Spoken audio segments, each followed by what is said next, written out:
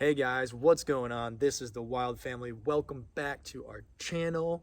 Welcome back to our friends, our family, and those that are followers. We are ready to update you on life. It's been a hot second. It has. I feel like some stuff has happened. 2 years, has it been? It's been a lot. A 2-year hiatus, and in the meantime, we've lost a family member, we've added a family member, we no longer have the RV, and we bought a house. So there's a lot going on. Not only did we buy a house, we bought a very old house and a very old boat house. And we cannot wait to update you guys on everything that's going on. We're so excited. Big things coming, so tune in. Stay tuned. We are so excited to show you what's going on in the Wild household.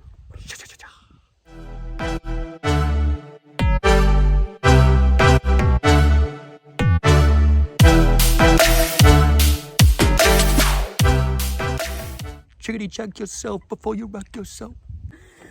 Okay, so we are so excited just to kind of give you guys an update. We lived in the RV for a while. We sold the RV. We traveled a little bit. Maverick was a trooper. Life has just been so much fun, full of adventure, full of change. Some people hate change. I feel like we thrive on it. It's like, you know, we just got to live up to our name. You know, you got to live that wild life. That wild life as much as you can as a parent, right? Yeah, that's the truth. Let's talk about first things first. Rest in peace to our sweet dog Lola. Aww, Lola. We lost her about a year ago in October. That was tough for us, but really cool. Our son Lennox was born. He's now 5 months old. Lenny Kai. He's Lennox already Kai. living up to the wild name. So that was a tough loss, but a very welcomed addition, and we now have another bulldog Oh, Bucky. named Buck. Bucky. You'll get to meet him soon. Let's hopefully. just say he is not Lola. He's got some training to do with that dog. That's right. So this is kind of the restart of the new adventures of what we're going through. Maybe a little more practically speaking, we're going to start talking about some of this home stuff that we're dealing with. We are so excited. So we are currently living in a small town, Indiana. It's actually where I grew up, born and raised. My whole family, one of 11 kids. This poor guy's got to put up with my crazy big family. But we have a blast, and I just love being able to live close to my parents. My mom helps me a ton with our 2 little kids because, as all of you working moms know out there, it takes a village sometimes to really do things well if you're gonna work. And we both full hands on deck, but just having family close is huge. So small town, but we also both grew up on a lake. And I don't know about you, that was just the best childhood, growing up around water, just having that adventure, kind of go out and play, being close to the lake. So it was always something that we both had dreamed about, but turning that dream into reality was tricky. And I think another thing that we had dreamed about was the RV life, and it's like we just jumped all in. Yeah. And here we are again, jumping all in with this house. So let's tell them about the story of how this even happened, because we were in Rochester in the RV, and we're like, okay, I think the RV is coming to an end, and so let's buy a home. Well, at that time, the real estate market was bonkers, and literally houses would come on the market and be gone within 24 hours. And we would make offers, but then Yeah. we would get beat out with cash offers, and it's like, Yeah, it was a tough space. And so Sarah and I kind of got to a point where it's like, well, I should say I got to a point where I just surrendered to the fact that it's just not the right time. And my dear sweet wife here, and maybe this is part of the 1 of 11 complex, but she is like, you know what, screw it, we're gonna go start knocking on some doors. Okay, well, what happened is there was this house that went up for sale, and it's actually a couple doors down. And I'm like, okay, it's got a decent amount of water frontage. Let's go see it. And the price was just kind of crazy for what it had to offer. It was super old, not good bones. The ceilings were all super low, and I was just so frustrated. I'm like, I'm sick of this. I said, I'm gonna go pick the house that I want, and we're gonna go get us a house. So very, very long story short, we show up with Maverick in tow because Lenny was not with us yet. Nope. And we showed up. We knocked on our favorite house on the lake. He very reluctantly came with me. He's like, true statement. no, I'm not going and knocking on someone's door. And I'm like, okay, fine. Give me Maverick. I'm going to go knock on the door by myself and ask if they'll sell me their house. So again, reluctantly, I went, and we met this very kind elderly woman who lived here. Sweetest lady. A little more than she could not manage what was going on here, and so through a series of negotiations with some of her realtor friends and us, we worked together, came up with a number, and here we are. She sold us her house. It was so incredible. Like, neither of us are experts in real estate or any of that, but it goes to show there are still people that you can do things without like crazy contracts. It felt like one of those like old fashioned handshake, like, here's your word, here's my word. We just drove a simple contract, and that was it. But there were lawyers involved, and we did it the right way. Well, we went to the title company. No, it was literally just a handshake. So anyway, so now here we are. We own this beautiful lakefront 115 foot water frontage, Yep. 240 feet deep. It is like an sandy bottom waterfront. Incredible lot. Yeah. I just love talking about it because it's such a gem of a piece of property. It is. And it's got the boathouse. It does. Tell them about the boathouse, babe. It has a 3 boat garage, and you'll see it probably Sarah's Instagram stories, or honestly we'll post some pictures too. But it is really, really cool. Although it is dilapidated, it's in rough shape. It's in rough shape. It's structurally The bones are fine. good. The Yes. bones are good, but but it's looking a little rough these days. And Yeah. so we're in this process now, trying to decide. We've done a lot of work on cleaning the property up. Just cleaning. The seawall was in terrible disrepair, so we did some work on that. That looks great. That looks great. And now we're at a point where it's like, okay, well now what do we do? Because the home itself is very old, and it's kind of been Frankensteined together.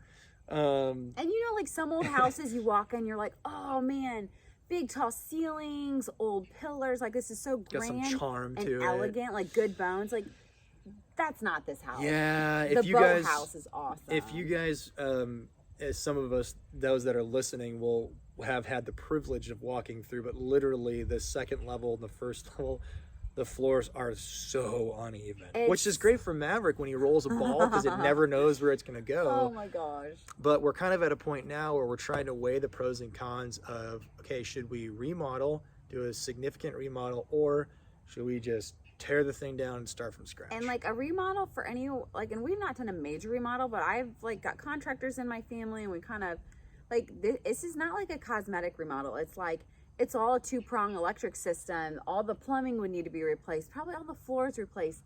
The house is built as a plaster walls. So like, we brought contractors in, and they're like, this would be it costs 3 times the amount of remodeling a normal house. So we're like very torn. Like, do we invest that amount of money and still have this very old foundation, this old house, or do we knock it down and start over?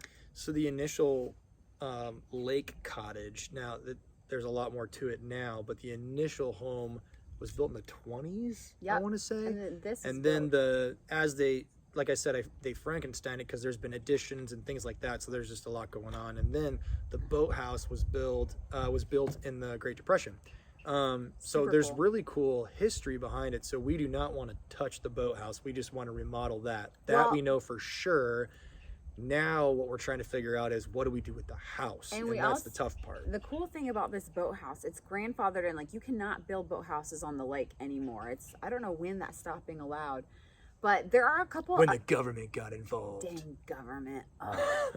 We're gonna be censored. Shoot. But there are a couple like other structures on the lake, but this is the only like actually functioning boathouse as far as like the whole complete structure with garage doors and everything. That's really on the water, because building code now, you gotta be a certain number of feet away from the shoreline and whatnot. Yeah. So that this sucker's staying. This ain't going nowhere. So now, pros and cons. What do we want to do? Do we want to remodel? I think for me, at the end of the day, the thing that I struggle with a remodel is, we're going to put in all this money, do all this work, and it's still not going to be exactly what we want.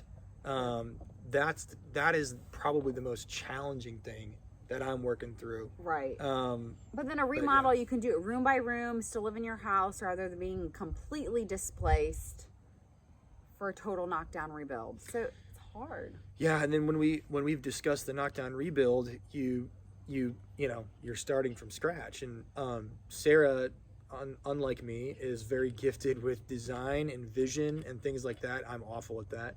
And so it's like, okay, you know, like, are you willing to be displaced for, you know, a year, basically the greater part of a year, depending on how the build goes, or do you just slowly chip away and start remodeling and work your way through what would be a massive remodel, because there is some significant things that need to take place with the house. And so that's kind of that's where we're at. That's where we are right now. And we love like input from others. Like I said, we've had a lot of contractors come through, designers help us think through it. So I love hearing your guys' perspective. Like, what would you guys say for those of you that have remodeled, have rebuilt? What were pros and cons, and how do we like think through this, like really logically and financially too? Because here's the thing, it's a hard time in the world. Thankfully, we both have good jobs, but like that could change overnight. So we've always been trying to be very conservative with the amount of money we use and put away. So obviously this would be a big investment financially too. So we gotta think through all that. But so let us know. I mean, if you guys have experience with remodels, rebuilds, and all things in between, we would love to hear from you. Yeah. Because that's free advice, and we'll take all the advice that you'll give us. Yeah. So we're in the fact-finding stage now. We're going to invite some contractors in to talk through the remodel versus rebuild, and we have been cautioned already on that because a lot have said, well, the contractor's just going to want to rebuild. Fortunately, we have some good friends in the area who have recommended people that will come in with open minds and give us just kind of, hey, here's what I recommend, here's realistically what you're going to pay and what it's going to cost.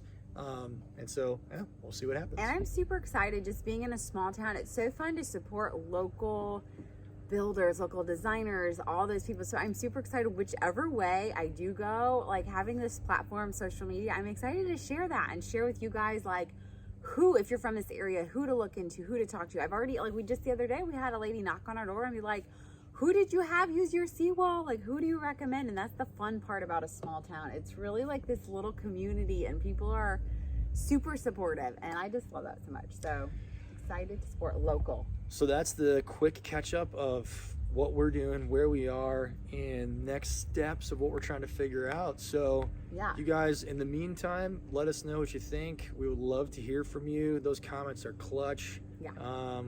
And then we'll let you know what's going on next. And then hopefully we'll be able to update you with what we've decided and what the next steps are. So you're on the journey with us. Yay! Much like you were on the journey with us in the RV, just a little bit different. Yes. So anyways, thanks for being here, guys. I hope you all stay tuned to see what's next. Leave any comments below. Don't forget to subscribe.